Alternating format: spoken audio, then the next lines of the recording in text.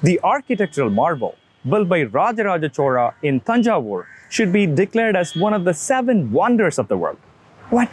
The Taj Mahal deserves it, but how could a temple be a wonder? Is that what you're thinking?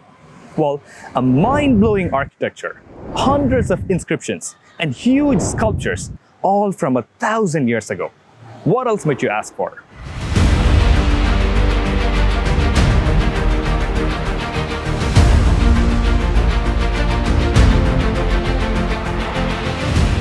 Get ready for a grand tour of Rajarajan Chola's Brihadeeswara Temple, the Thanjai Periya Kovil.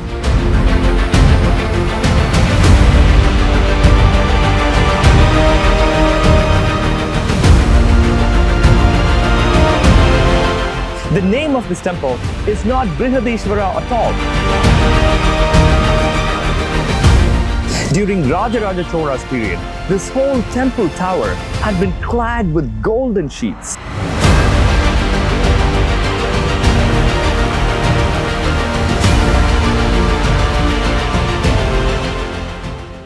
Hello everyone, I'm Ungal Anban Heyman. Today we are going for a full tour of the Brihadeeswara Temple in Thanjavur.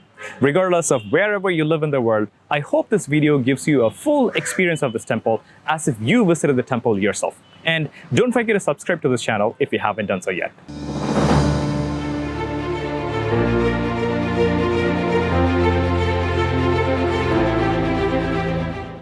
Before we get into the temple, you should be knowing a little bit of history of Thanjavur. Vijayalaya Chola overthrew the Muttarayars and made Thanjavur the Chola capital. After that, Thanjavur was ruled by the Cholas for almost 400 years. Then came the Pandyas. Then it was ruled by the Thanjavur Nayakas. Then the Thanjavur Marathas ruled. Let's go into the temple now. The temple is surrounded by fort walls and a moat. This was built by Sevappa Nayaka in the 16th century. The temple faces the east where the sun rises. This entrance gate was built by the Maratha kings in the later period. Now, let's take a look at the layout of this temple. This temple has 2 surrounding walls and 2 huge entrance towers. There is a Nandi Mandapam. There is a Thiruchuttru Maaligai for people to go around the temple. There is a 216 feet high Vimana. There are many other smaller shrines spread across the temple complex. Now, we are at the first entrance tower, the Keralanthakan Tiruvasal. You may ask, who in the world is Keralanthakan? It's none else than Rajarajan Chola himself. After defeating the king Bhaskara Ravivarman of Kerala, he got this title. Now, we are going towards the second entrance tower, the Rajarajan Tiruvasal.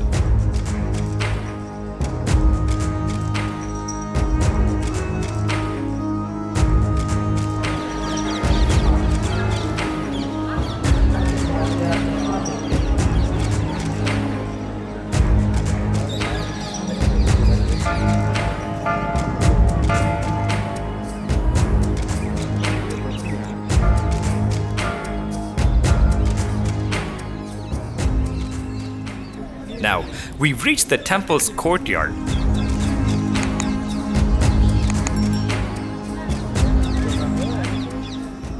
Nandi Mandapam is visible. Wow, the temple's Vimana looks magnificent. Today, we are not only going for a tour of this temple, we are also going to learn a lot about this temple. Anything that you do in life is born out of an inspiration or a motivation. Once upon a time, Rajarajan Chola happened to visit the Kailasanatha temple of Kanchipuram built by the Pallavas. Apparently, he was dumbfounded to see its massive architecture. He was determined to build a similar temple, and that's how the Thanjavur temple was born. The Thiruchuttru Maaligai surrounds the whole temple.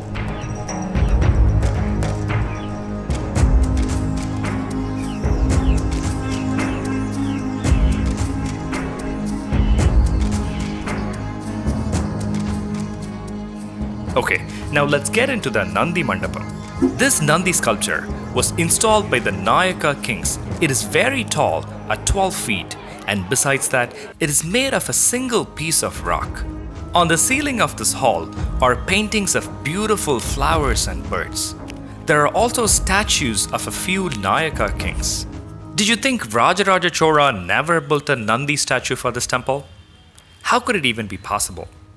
The Nandi built during Rajaraja Chola's period has been kept at the Thiruchuttru Maaligai.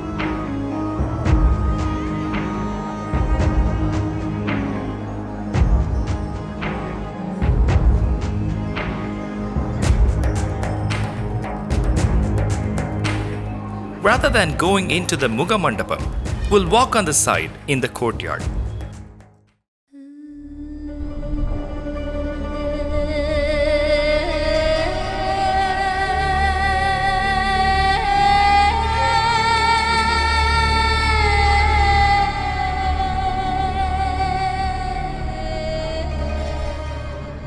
Oh my, how magnificent!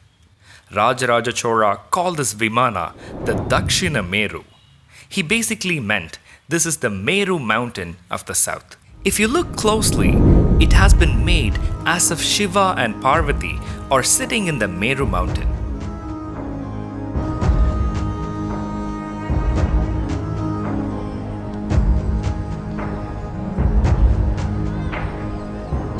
Rajaraja Chola was crowned as the king in 1985 AD. The construction of this temple was completed during the 25th year of his rule, that is, in 1010 AD. Another important thing, the name of this temple is not Brihadeeswara at all. It is not even periya kovil. Rajaraja Chola named this temple as Rajarajeswaram. The Vimana of this temple that soars high like a mountain is 216 feet high. There are two levels at the bottom. At the center of this is the Garbhagriha. Inside this is a 13 feet Shivalingam. At the lower level, there's a passage for circumambulating the Shivalingam. Here, beautiful Chola paintings and a few Nayaka paintings can be seen. On the upper level, 80 out of the 108 Bharatanatyam Karanas have been depicted in the form of Lord Shiva sculptures. Why is it incomplete still remains a mystery to this day. I've sat here for a while enjoying the grandeur of the Vimana. Well, now let's go inside the temple.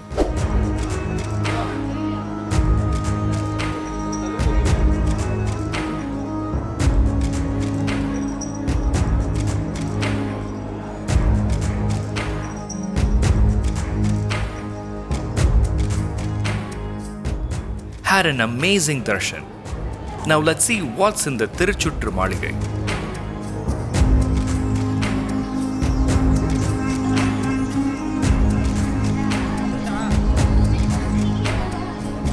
Now we've reached the Thiruchuttru Maaligai, the circumambulatory passage of the temple.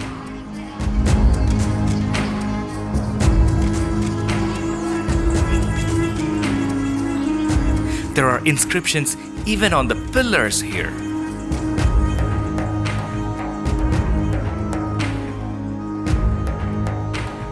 Once upon a time, there had been beautiful paintings on the walls here.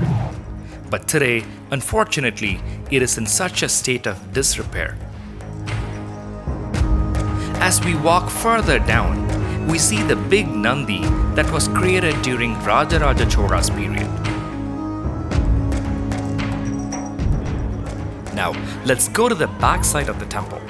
But before that, I'm going to tell you something that a lot of people do not know. During Rajaraja Chola's period, this whole temple tower had been fully clad with golden sheets.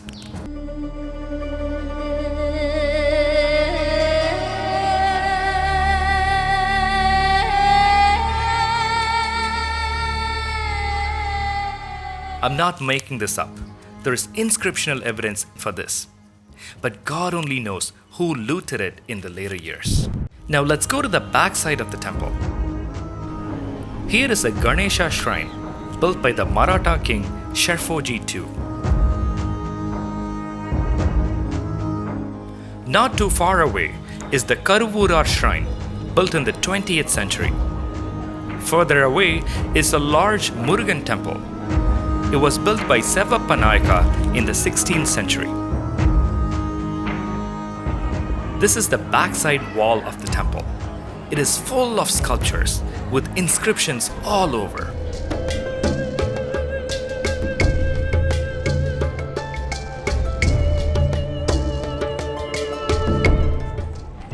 Now, we've come to the northern side of the temple. Even here, there are two huge Dwarapalakas. Words cannot describe the beauty of this Vimana.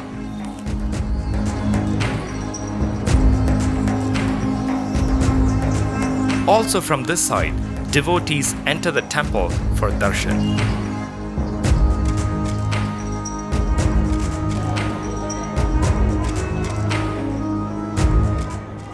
Here is the Chandikeshwara shrine built by Rajaraja Chola. This is the largest shrine in the world built for Chandikeshwara. As I step into the Thiruchuttru Maaligai on the side, here the wall murals are in perfect condition. Well, of course, this is because this area is gated.